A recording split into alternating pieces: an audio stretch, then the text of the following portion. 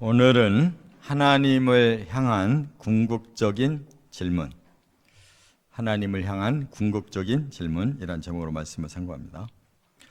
이제 오늘 본문을 시작하면서 아굴의 잠언이라 이렇게 이름이 쓰여 있는데, 이 아굴이라고 하는 사람에 대해서는 성경에 아무 소개가 없습니다.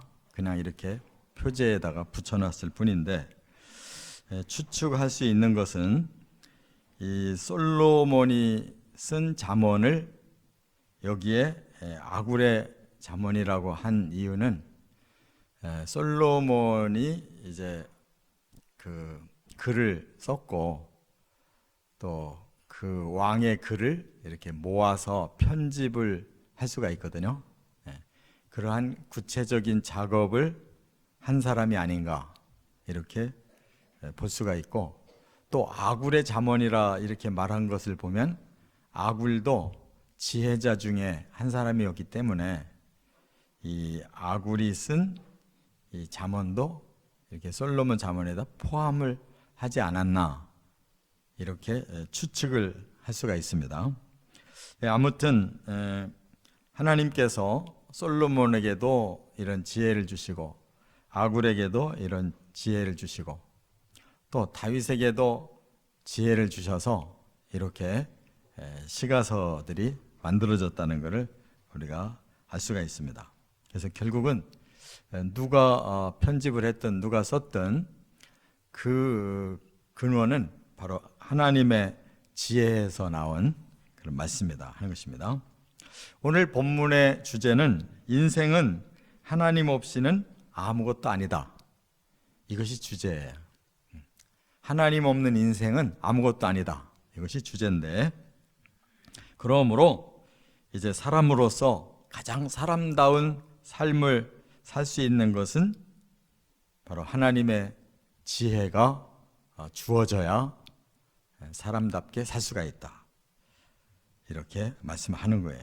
왜냐? 사람은 스스로는 아무것도 알지 못하는 무능한 존재다 하는 것입니다. 왜 그러냐? 사람은 타락한 존재이기 때문에 그 지혜가 타락해 있고 또 사람의 자아가 타락해 있습니다.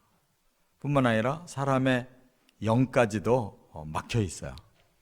그래서 하나님과의 영이 막혀 있고 사람의 지정의도 불완전하고 또 사람은 이미 죄성을 가지고 타락한 존재이기 때문에 그런 사람의 기능으로는 하나님도 알 수가 없고, 더구나 하나님의 그 지혜의 그 말씀 또 지혜의 길을 우리가 깨달을 수가 없다는 거예요.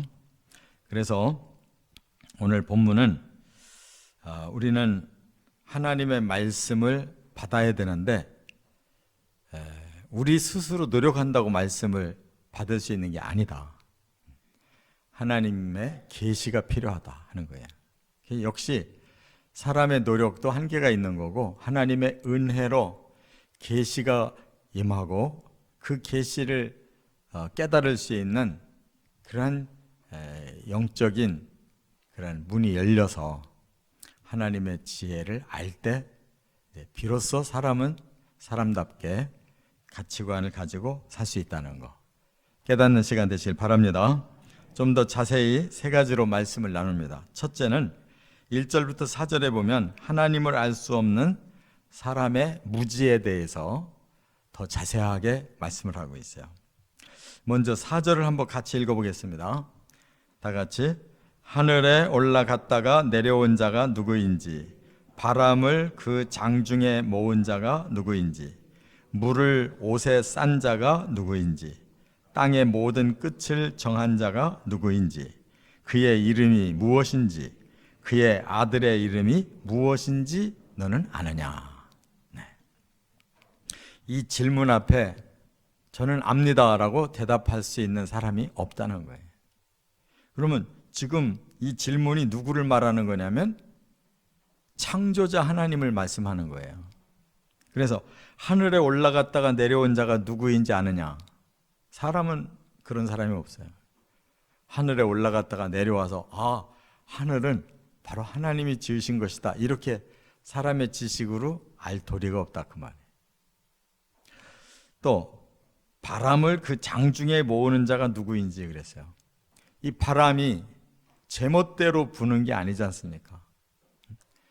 바람이 어떤 때는 서풍으로 몰려와서 불고, 어떤 때는 동풍으로 몰려와서 불고, 어떤 때는 강하게 불고, 어떤 때는 약하게 불고, 이 모든 것을 조절할 수 있는 자가 누구냐 이렇게 물어보는데 사람의 지식으로 알 길이 없어요. 또 물을 옷에 싼 자가 누구냐 그랬는데, 물도 마치 이렇게 사람이 그 옷에다가 물을 이렇게 붓는다면 그 옷에 물이 쌓입니까? 다 빠져나가고 없잖아요. 그런데 어찌 하나님은 이렇게 물을 바다도 모아놓고 강물도 모아놓고 샘물도 모아놓고 물을 하나님이 자유롭게 이렇게 모아놓으신 거를 아는 자가 있느냐? 사람 지식으로 모른다는 거예요. 더구나 땅의 모든 끝을 정한 자가 누구인지 아느냐 그랬어요. 땅에 모든 것에 끝이 있다는 거예요. 이미 성경은 그것을 처음부터 말씀하고 있는데 사람들은 아직도 이 땅이 끝나는지 어떤지 전혀 모르고 있어요. 영원할 줄 알아요. 그건 하나님밖에 모르는 것입니다. 또 바로 그 누구인지 우리가 알고 싶어하는 그분의 이름이 뭔지 아느냐? 사람 지식으로는 몰라요. 그래서 모세도 당신이 누구십니까? 라고 물어봤어요. 나는 여호와다. 이 말은 나는 스스로 있는 신이다. 이렇게 하나님도 대답을 하셨지만 모세가 그것을 제대로 알아들 수가 없는 거죠. 우리는 하나님을 다 알 수가 없으니까. 또 하나 더 중요한 단어가 여기 나와요. 그의 아들의 이름이 무엇인지 너는 아느냐? 이건 놀라운 발언 아니에요? 왜 갑자기 하나님이 너는 내 아들의 이름이 누군지 아느냐라고 물어보셨을까요? 하나님의 영을 받은, 그리고 그분의 십자가의 은혜로 구원받은 우리는 하나님과 함께 영원히 천국에 살 수 있는 하나님의 자녀가 됐기 때문에 그 하나님의 아들의 이름을 알지만은 이 계시가 임하지 않은 사람은 상상도 할 수 없는 이름이에요. 이처럼 이 우주를 주관하고 있는 이 주체가 누구냐? 사람은 몰라요. 그래서 지금도 이 항체를 연구하는 과학자들이 뭐라고 얘기합니까? 거기서 하나님 발견했다고 하는 사람들이 있어요? 없어요. 망원경을 더 과학적으로 정밀하게 만들어서 보니까 뭐 항체 그 다음 세계가 또 항체가 나오고 뭐 한없이 항체가 있더라. 거기까지밖에 모르는 거예요. 사람들은 모든 자연은 우연히 만들어졌대요. 그게 바로 진화론이에요. 우연히. 그런데 그 모든 것은 그 근원이 있어야지 이 물질은 만들어지는데 우연히 어떻게 그 물질이 없는 존재에서 이 물질이 있는 존재가 될 수가 있냐고요. 그러니까 그걸 잘게 쪼개가지고 결국은 원소에서부터 나왔다고, 원소는 어디서 나왔냐 그러면 말을 못하는 거예요. 굉장히 똑똑한 과학자들에게도 그렇게 잘게 쪼개서 가장 작은 단위인 원소로부터 이게 뭉치고 자연스럽게 뭉쳐서 이렇게 이런 존재들이 다 만들어졌다는데 그 원소는 어디서 나왔냐 그러면 말을 못한다니까. 계시를 받은 사람은 너무 쉬운데, 아니 그 원소를 하나님 만드셨지 누가 만드셨겠어요? 여러분, 사람들이 얼마나 똑똑한 척 합니까? 모든 걸 다 아는 것처럼 말하는데 아무것도 몰라요. 가장 기본적인 이 창조주를 몰라보고 이 역사의 주권자를 몰라보는데 그 이상 뭐를 알겠어요. 그러니까 그야말로 사람은 무지한 존재다 그 말이에요. 그래서 심지어 2절에 누구랑 비교를 하냐면 짐승과 비교를 하고 있어요. 사람이 하나님을 모르고 하나님이 만드신 세계와 그 만드신 역사를 모르는데 과연 그러면 아는 게 뭐냐? 짐승과 다를 바가 없다는 거예요. 그래서 나는 다른 사람에게 비하면 짐승이라 내게는 사람의 총명이 있지 아니하다 이렇게 말해요. 자기를 비하하는 것 같은데 이거는 겸손한 소치로서 너나 나나 우리 모든 사람은 짐승과 별 다를 게 없다. 왜? 짐승은 본능적으로 자기가 생존하는 것에 대한 기본적인 그 본능이 있어요. 그리고 생산하는 것에 대한 기본적인 본능이 있어요. 사람도 별 수가 없어요. 자기 생존의 본능대로 살고 자기 생산의 본능대로 사는 거예요. 그래서 아무것도 몰라도 다 자식은 낳고 다 먹고는 살잖아요. 그거밖에 할 수 없는 존재라면 짐승과 별로 다를 게 없지 않느냐 이렇게 말씀하는 거예요. 그렇기 때문에 사람은 짐승과 다른 것은 뭐냐? 바로 총명해질 수 있는 가능성이 있다는 거예요. 그것은 무엇 때문에? 하나님의 지혜가 들어와야 된다 그 말이에요. 그런데 3절에 또 하나 절망적인 말을 해요. 3절에 나는 지혜를 배우지 못하였고 또 거룩하신 자를 아는 지식이 없거니와. 어렴풋이 뭔가 지혜가 있으면 된다는 거, 지식이 있으면 된다는 걸 아는데 우리는 근본적으로 하나님의 지혜나 하나님이 주시는 지식을 우리는 스스로 깨우칠 능력이 없다는 거예요. 그렇기 때문에 하나님 없는 지혜, 하나님 없는 지식의 수준에 밖에 이를 수가 없기 때문에 그 하나님의 솜씨를 모르고 그 하나님이 누구신지를 모르는 거예요. 세상의 지식을 아무리 연구해도 하나님을 배우는 지식이 없어요. 다만 하나님은 계시에 의해서만 알 수 있다 그 말이에요. 그걸 우리의 노력으로 계시를 아는 게 아니라 하나님의 은혜로 계시가 임해야 거기서 영이 통할 때 깨닫게 되는 것이다 그 말씀입니다. 그렇기 때문에 우리 자신은 어떻게 해야 되느냐? 우리는 무능한 존재입니다. 우리가 하고자 하는 건 허세뿐입니다. 이렇게 겸손하게 하나님 앞에 무릎 꿇고 하나님 앞에 우리 자신을 철저히 낮출 수 있을 때, 그때 하나님의 은혜가 임해서 우리는 총명한 자가 될 수 있는 가능성이 생긴다는 것을 인정하시기 바랍니다. 두 번째, 5절과 6절로 넘어가 보면 이제 계시로만 알 수 있는 하나님이시다라는 것을 설명하고 있어요. 한번 5절을 같이 읽겠습니다. 하나님의 말씀은 다 순전하며 하나님은 그를 의지하는 자의 방패시니라. 네. 여기서 우리가 그러면 하나님의 계시를 받을 수 있는 가능성이 어디에서 나오느냐? 바로 순전한 마음과 하나님을 의지하는 믿음에서 나오는 것이다.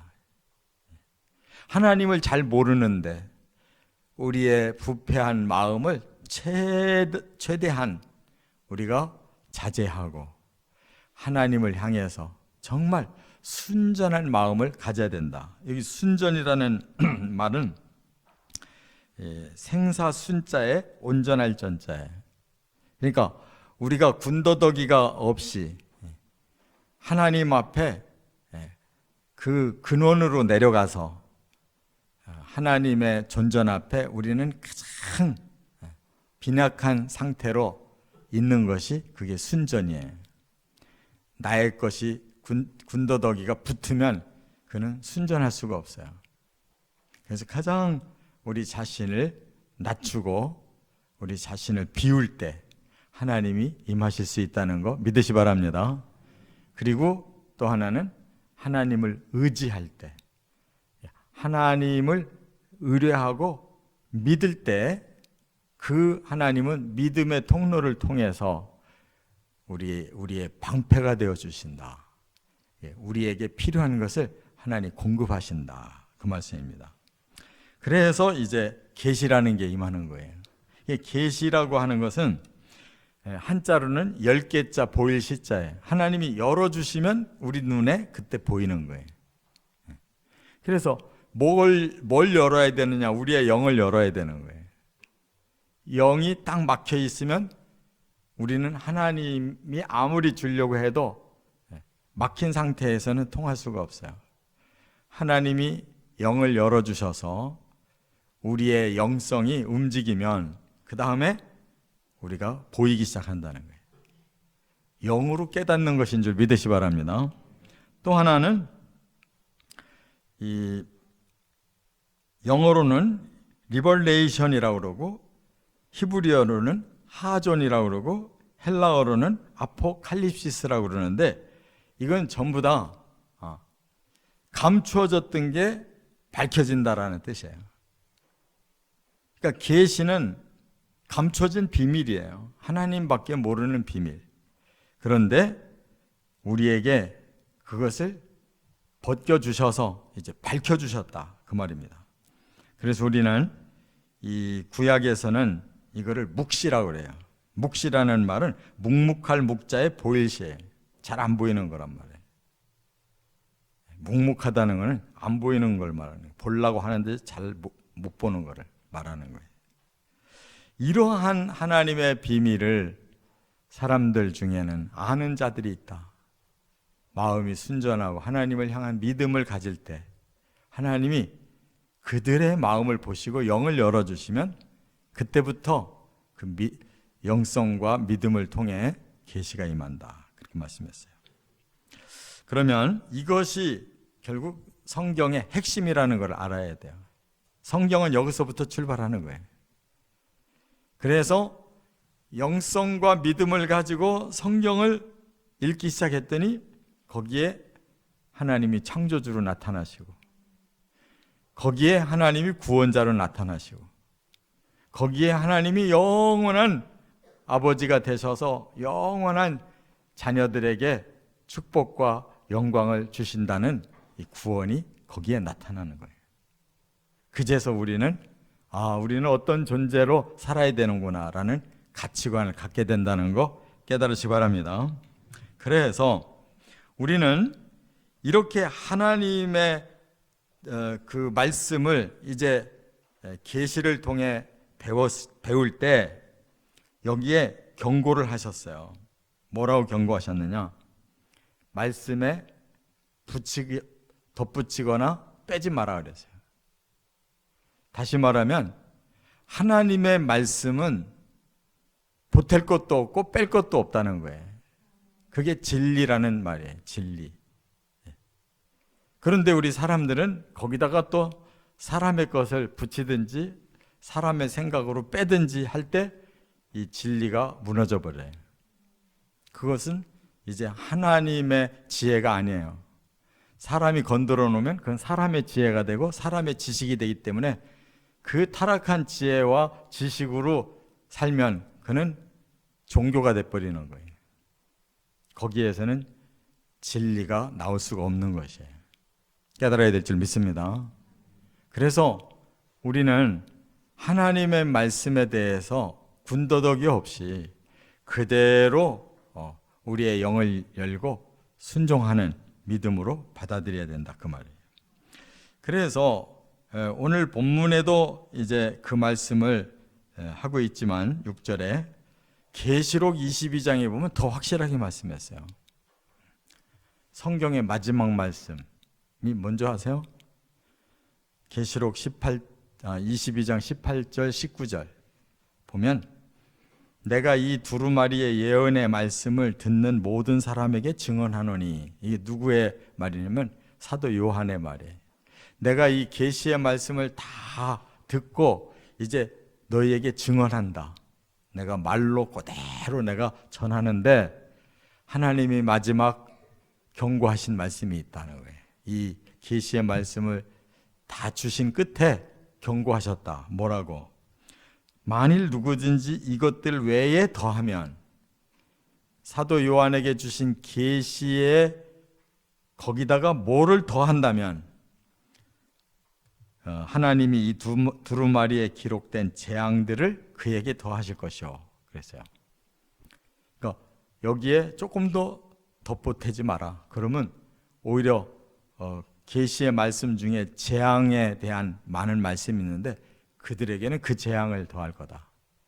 그 말은 그들은 구원 못 받고 멸망한다는 얘기고, 만일 누구든지 이 두루마리의 예언의 말씀에서 제하여 버리면, 그러니까 예언의 말씀에서 이거는 뭔가 우리에게 안 맞는 것 같아 하고 빼버리면 하나님이 이 두루마리에 기록된 생명나무와 및 거룩한 성에 참여함을 제하여 버리시리라. 그러니까 우리는 천국에 들어가기 위해서 반드시 생명나무를 통해서 들어가요. 왜? 영생과를 먹고 영생하는 거예요. 그는 창세기 3장에서 분명하게 생명과를 동산 중앙에 심어 놓으시고 먹으라고 하셨어요. 그런데 사탄이 이걸 먹지 않은 상태의 선악과부터 먼저 먹게 만든 바람에 이게 뒤집힌 거예요. 그런데 성경을 읽는 분들이 이걸 깨닫지를 못해요. 자꾸 왜 선악과를 가지고 하나님이 시험하셨을까 하고 자꾸 스스로 시험을 자꾸 받아요. 시험을 걸어요. 자꾸. 왜 거기에다가 시험을 걸어? 하나님은 동산 중앙에다가 이 모든 거 다 먹어라. 단 하나만 먹지 마라 그랬으면은 이 모든 걸 먹어라 할 때 먹으면 되는데 그 다음 걸 얘기할 필요가 없는 건데, 사탄이 이걸 안 먹었는데 먹지 말라는 거에 대해서 의문부호를 붙여가지고 먹어봐. 하나님처럼 되는 거야. 하나님이 차별 두려고 너희들에게는 못 먹게 한 거야. 이렇게 싹 뒤집어 버리니까 사람이 그 말 딱 듣고 보니까 더 먹고 싶고 더 좋아 보이고 저거 꼭 내가 가져야 되겠다라는 탐욕이 생겼다는 거잖아요. 그런데 왜 거기까지 가냐 이거예요. 왜 시험 받을 일을 왜 하냐고. 이 모든 동산에 있는 모든 과일 다 먹어라. 그러면 하나님이 알아서 생명과도 있고 옆에 더 좋은 다른 과일들도 다 주시니까 생명과와 더불어 모든 과일을 먹으면 그 영성이 완전해져서 선악을 알아도 컨트롤을 하나님처럼 할 수 있다면 아무 문제가 되지 않는 거니까 간단하게 끝날 문제를 왜 사람들은 여기 영생과에 왜 신경을 안 쓰고 자꾸 선악과를 지금도 계속 따지냐 이거야. 하나님 의도대로만 순서대로 하면 우리가 따지지 않아도 다 되는 거예요. 그게 하나님 계시예요. 믿으시기 바랍니다. 그러니까 지금도 자꾸 선악과 가지고 따지지 말고 어서 빨리 천국 문에 들어가서 영생과부터 먹자. 천국 문에 들어가면 바로 하나님의 보좌 앞에 생명의 강이 흐르고 그 생명의 강가에 12달 내내 생명과가 열매를 맺는다 그 말이에요. 그거를 제일 먼저 먹이시려고 하는 거예요 지금 하나님은. 따지지 말고 그거부터 먹고 그 다음 생각하라는 거예요. 이게 자꾸 엉뚱한 생각들이 자꾸 먼저 나오니까 문제야. 성경 순서대로 하라고요. 하나님이 천국문 열어놓고 들어오는 자들에게 제일 먼저 영생과를 줘서 그 이파리가 만국을 치료한다면 그 영생과는 우리들의 영혼 몸을 완전히 치료한단 말이에요. 완성시켜놓고 볼 거란 말이에요. 그래야지 완성이 안 된 상태에 천국 들어가서 아직도 불완전하면 어떻게 되겠냐. 그래서 천년왕국과 천국의 차이는 천년왕국은 이 땅의 세계에 완성된 걸 누리게 하신 거예요. 낙원을 누리게 하시는 거고, 천국은 영생과를 먹고 영생을 누리게 하시는 거라고. 그 차이인 거예요. 천년왕국과 천국의 차이를 모르면 안 된단 말이에요. 영생과의 차이인 거예요. 깨달으시 바랍니다. 이게 비밀이고 이게 계시인데, 이 계시를 순전한 마음으로 받아들이고 믿으면 되는데, 자꾸 사람의 생각을 집어넣어가지고 자꾸 따지니까 덧붙이든지 재버려가지고 자꾸 탈락시킨단 말이에요. 끝으로 세 번째, 7절부터 9절, 하나님께 드리는 두 가지 소원을 결국 깨달았다는 거예요. 우리 인생들은 두 가지만 깨달으면 되는구나라는 걸 알았다는 거예요. 그래서 하나님 이 두 가지를 이루어 주십시오 라고 소원했어요. 소원 기도를 드렸어요. 그게 뭐냐? 7절 다 같이 읽겠습니다. 내가 두 가지 일을 주께 구하여 싸우니 내가 죽기 전에 내게 거절하지 마시옵소서. 드디어 하나님의 계시를 통해서 배우고 나니까 이 진리와 이 지혜를 통해서 우리가 해야 될 건 두 가지뿐이구나. 성경의 이 방대한 계시를 딱 두 가지만 우리가 제대로 하면 된다는 걸 깨달은 게 이게 얼마나 놀라운 일이냐고요. 궁금하지 않아요? 두 가지가 뭔지? 바로 우리가 소원하고 하나님께로부터 받아야 될 것이 이 두 가지인 줄 믿으시 바랍니다. 두 가지만 제대로 되면은 잘못될 일이 없어요. 자, 지금 아굴은 이 잠언을 편집하면서 이것만 두 가지만 해결되면 되는 거구나라는 것을 지금 깨닫고 이렇게 소원하고 있는 거예요. 아굴이. 자, 그게 뭐냐? 첫 번째, 헛된 것과 거짓말을 하지 않고 살게 해 주십시오. 요것이 지금 첫 번째 소원이에요. 8절 상반절 같이 한번 읽어보죠. 같이 읽겠습니다. 곧 헛된 것과 거짓말을 내게서 멀리 하옵시며. 네. 상반절이라고 그랬어요. 이게 중요한 거예요. 뭐 다른 거 아무리 잘해도 요 두 가지가 섞여 있으면 소용없는 거예요. 헛된 거, 거짓말, 요거만 싹 빼고 살으면 된다는 거예요. 그러면 이 헛된 게 뭐고 거짓말이 뭔가만 알면 되잖아요. 하나님의 진리와 지혜를 배우면 이것이 우리들에게서 빠져나간단 말이에요. 제일 중요한 게 빠져나가야 되는 거예요. 여기 이 헛된 것이라는 말은 샤브라는 뜻이에요. 샤브. 이게 뭐냐? 무가치한 것이라는 거예요. 가치도 없는 거를 굉장히 가치 있는 것처럼 잘못 알고 그거를 추구하면 망하는 거예요. 진짜 가치 있는 것을 가져야 되는데 무가치한 것에 괜히 마음을 뺏기고 우리의 발걸음을 뺏기면 안 된다는 거예요. 그 다음에 거짓말. 이것은 가짜라는 거예요. 가짜를 자꾸 진짜처럼 얘기하는 게 거짓말이에요. 우리는 거짓말이 없어야 되는 거예요.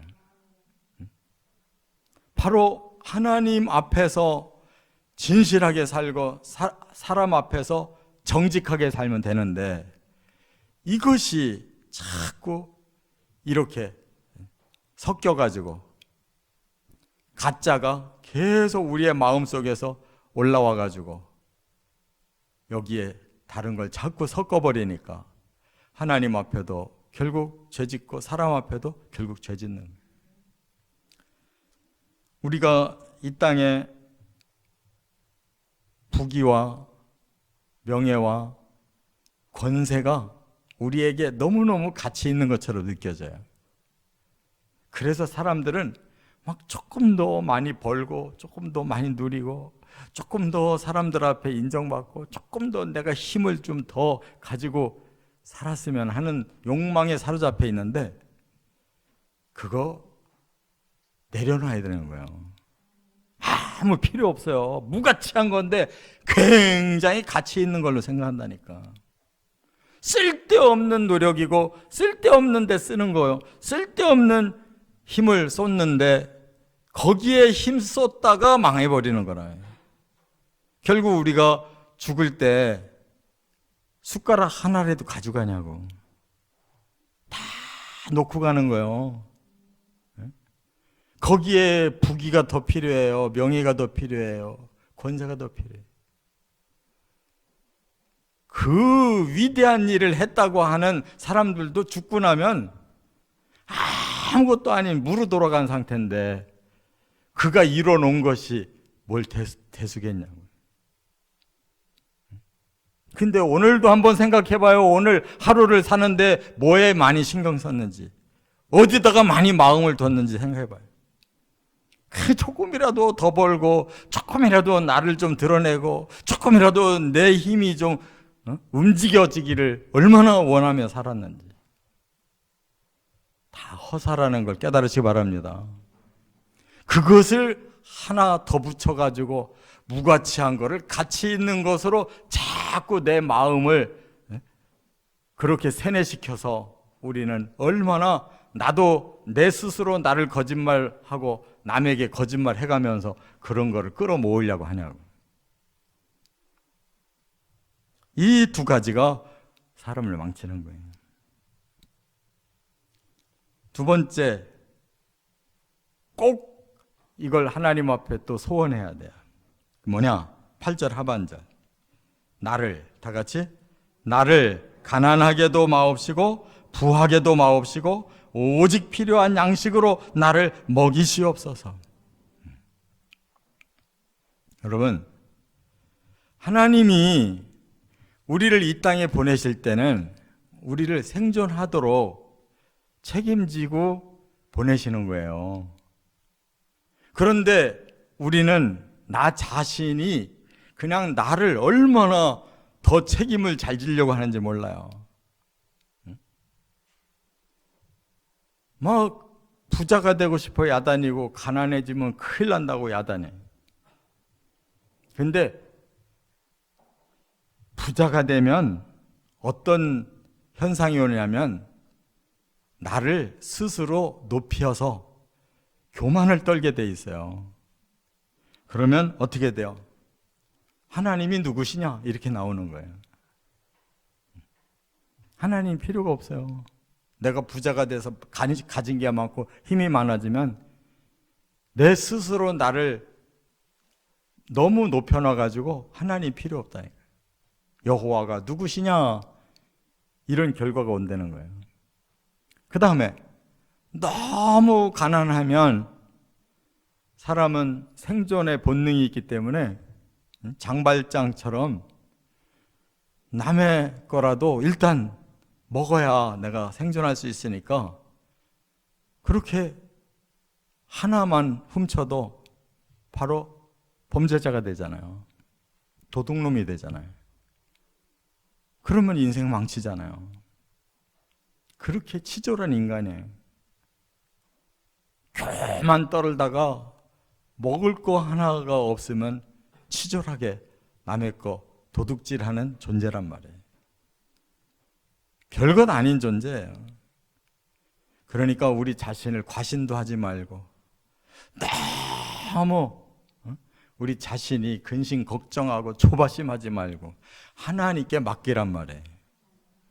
하나님이 기본적으로 주시는 것으로 나는 감사하며 만족하며 살겠습니다. 욕심 부리지 말고 내 할 일만 정직하게 하면 하나님이 책임져 주신다는 믿음으로 살아라 그 말이에요. 아니 그 조금 적으면 어떻고, 아니 조금 약하면 어떻고, 뭐가 그렇게 문제냐고. 도대체 나 참. 아니 오늘도 저 서울시인데 저 행사가 있어서 잠깐 다녀왔는데 길에 가다 보니까 앞에 외제차들이 쭉 서 있어. 거기 좀 이름도 모르는 차들이 많이 서 있더라고. 그놈이나 제 거나 똑같이 가더라고. 뭐 한치도 뭐 빈틈이 없더라고. 똑같아. 그 몇억 원짜리나 아마 제 차는 몇백만 원도 안 될 거야. 오래돼서. 근데 똑같이 가는데 뭐가 거기 차등이 있냐고. 응? 도대체 뭐가 문제예요? 참, 이 욕심을 내려놓는다는 게 이처럼 중요한 거예요. 한 끗 차이인데 하늘과 땅 차이예요. 하나씩 내려놓기 시작하면 많이 자유해진다는 것을 깨달으시기 바랍니다. 응? 말로만 그러고 뒤에 가서는 막 조바심 내고 그러지 말고 정말 하나씩 포기해 보라고. 포기한다고 우리가 땅바닥에 나덩거라지는 거 아니에요. 오히려 더 자유롭고 편하다니까. 지금 하나님 앞에 소원하는 게 그 얘기예요. 너무 배가 불러서 교만해져가지고 하나님도 몰라볼까 두렵고, 너무 가난해서 도둑질할까도 두려우니 하나님 그냥 먹을 양식이라도 하나님 주신다는 거 제 마음속에 확신하고 기쁨으로 살게 해주십시오. 자유하게 해주십시오. 이게 작은 소원이 아니에요. 엄청난 소원인 거지. 이대로 기도하시기 바랍니다. 두 가지라고 그랬어요. 하나는 무가치한 거, 거짓말 우리 하지 말자. 내게 양식이 있는 것으로 족한 마음으로 살자. 얼마나 자유해요. 말만 들어봐도 자유하잖아요. 이게 하나님의 계시를 받은 사람의 삶이라는 거예요. 계시는 엄청난 거지만 우리의 삶의 실현은 간단한 거예요. 복잡한 게 아니고 단순해지는 거야. 여기에 완전한 사람은 없지만 자꾸 그렇게 갈고 닦아야지. 계시의 말씀을 또 배우고 또 배워서 갈고 닦으면 우리들에게서 군더더기가 빠져나가고 그냥 오직 진리 그대로의 길을 계속 걸어가려고 노력하면 되는 거예요. 할렐루야. 이렇게 승리하시기를 주의 이름으로 축원합니다.